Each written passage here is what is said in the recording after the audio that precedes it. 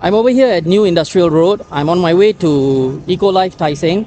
So last night, it was revealed on Grab Adventures group chat over at the Telegram channel that Eko Life has started taking pre-orders for their newest member in the Rogi series of e-bikes. And basically, the new one is called Rogi S Plus. And I'm on my way right now to take a look at it and see what the e-bike actually looks like and maybe get some further details and information about it. So let's go. Introducing the Rogi S Plus, 48 volts, 28.8 Ah, 16-inch tires, width being 1.75 inch, disc brakes on the front and back with 3 speed modes, front light, rear reflector with a horn. And that is the official specs. The length of this e-bike would be at 128 cm, tire to tire, and from the tire at the bottom all the way to the handlebar, the height would be at 100 cm, weight is at 19.9 kilograms. So one thing to take note is that the handlebar on this, it is actually not extendable. So this part is actually a fixed handlebar, and you won't be able to extend it.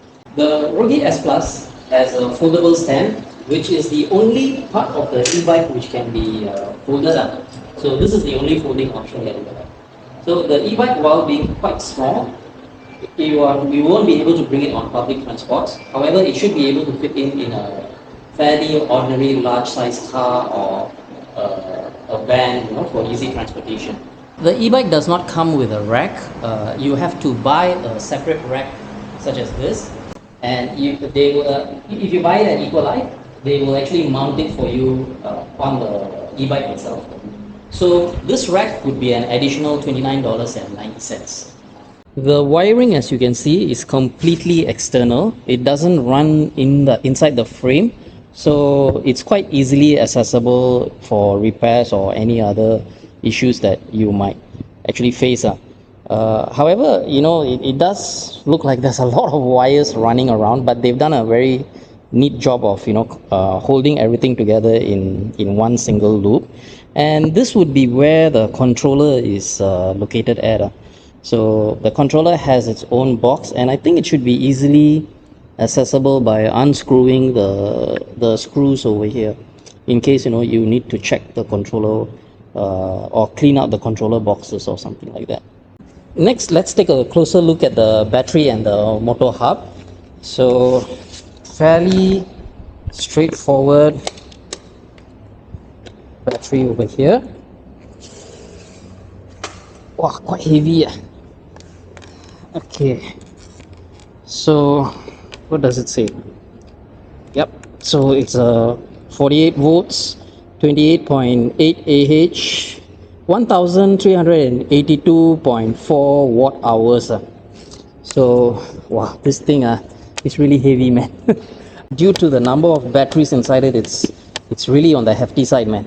And yeah, so this would be, I think, the fuse. Yeah, this is the fuse, charging port. Okay, and over here, okay, 48 volts, 250 watts motor.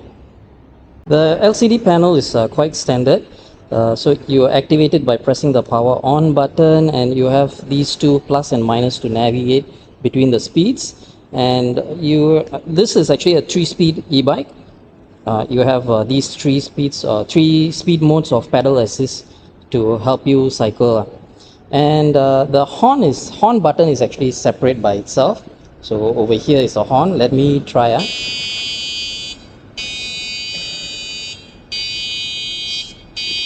Yeah, so that would be the loudness of the horn. Brakes are Wuxing brakes, and it's actually a very minimalist kind of a e-bike.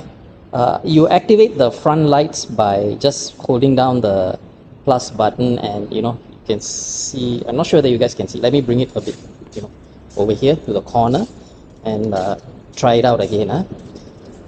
Okay, so let's see the brightness. Yeah. So you guys can see the headlight over there. So that would be the headlight. Now, while the e-bike has front headlights, it doesn't have a rear braking light. Instead, it comes with this type of reflector. So if you're cycling at night, the most sensible choice would be to have some sort of USB rechargeable rear light, blinking light for your safety. Let's talk about first impressions. So I've ridden this e-bike for approximately about 20 minutes, 15-20 minutes, up and down the car slopes, the car park slopes, and just weaving myself in and out of, all these little enclaves over here. So remember, this is actually just a first impression because I haven't really done thorough tests or thorough riding on this e-bike. However, few points to take note of. When they said that it has high torque, they were not kidding. This e-bike seems to be the first e-bike that I have seen which accelerates pretty fast actually.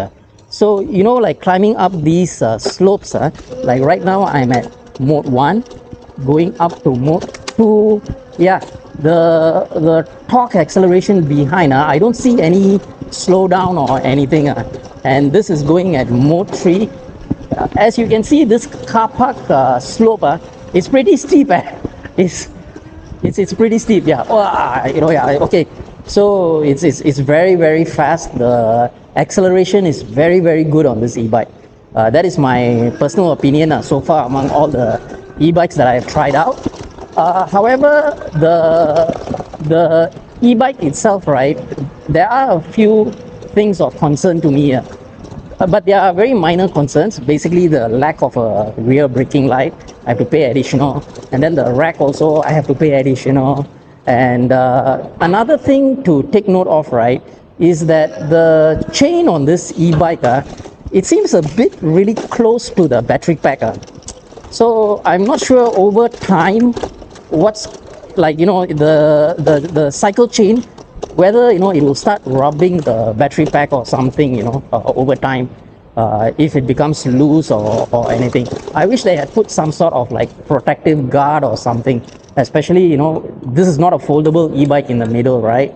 So they could have installed a guard, but then I think that would have brought it over the weight limit, so that's why they cut down on it. So back to Eko Life.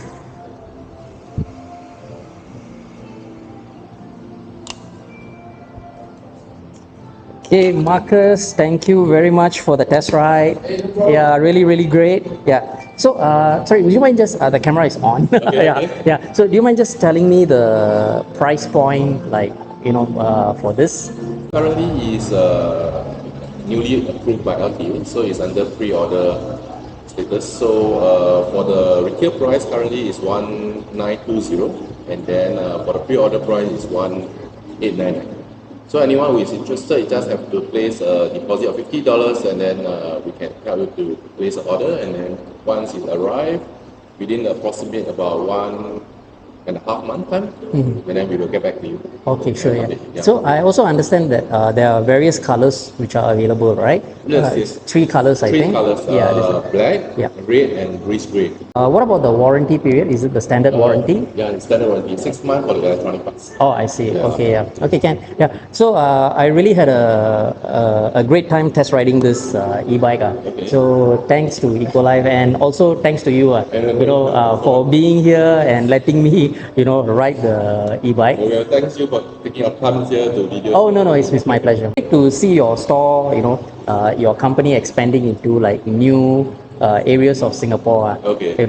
I think the only place lacking right now is the east, I think. So I think mostly you covered north, south, and west already lah. So you should do one more at east. Okay, thank you. Thank you. Yeah. So I just finished my test ride of the Rogi S Plus at Eko Life. So while the impressions are still very fresh in my mind, right, I will just share them with you. So the give me a minute, let me get out of the lift. Yeah, so the first thing which actually hit me when I rode the e-bike, right, is that it's the acceleration is insane, man. Yeah, so them advertising this as having very good torque. It's not just torque, yeah, it really does. The acceleration does seem to be very, very good on this e-bike. It's very compact. In fact, at first glance, it reminded me a lot of J-Move actually, because of the compactness of the e-bike. So and of course right now with 28.8 ah, it has become the e-bike with the largest capacity battery lah. So they've taken that title already, until the next such e-bike actually comes out. Now the thing about this e-bike, right, is that it's compact, it has a large capacity battery, and it has very good acceleration, and it's the riding speed is very responsive, the turning, everything, all, you know, is very good. However, things that maybe food delivery riders, if they are thinking about purchasing this e-bike, right, what they would need to take note of, right, is that there would be additional accessories that they would need to purchase.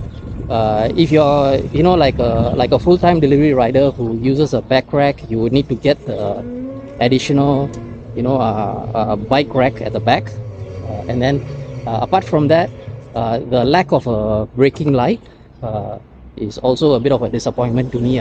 However, one thing which I'm very happy about is that they actually put in a horn.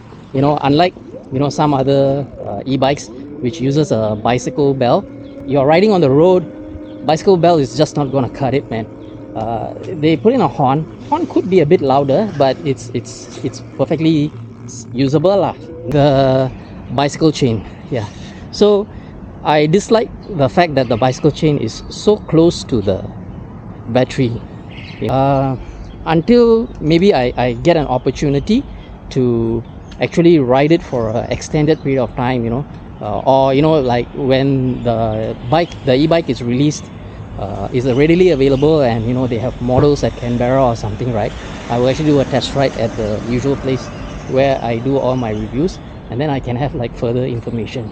So that's it for the first impressions about this Rogi S Plus. Mostly positive, with a little bit of minor inconveniences, but however, those inconveniences can be rectified. No e-bike is perfect. They're all e-bikes, right? From what I have seen, there are certain areas where they can be good, and there are certain areas where they will be a bit lacking. And it's not the fault of the e-bike manufacturers or distributors. Basically, right, Singapore has such strict laws on e-bikes, right?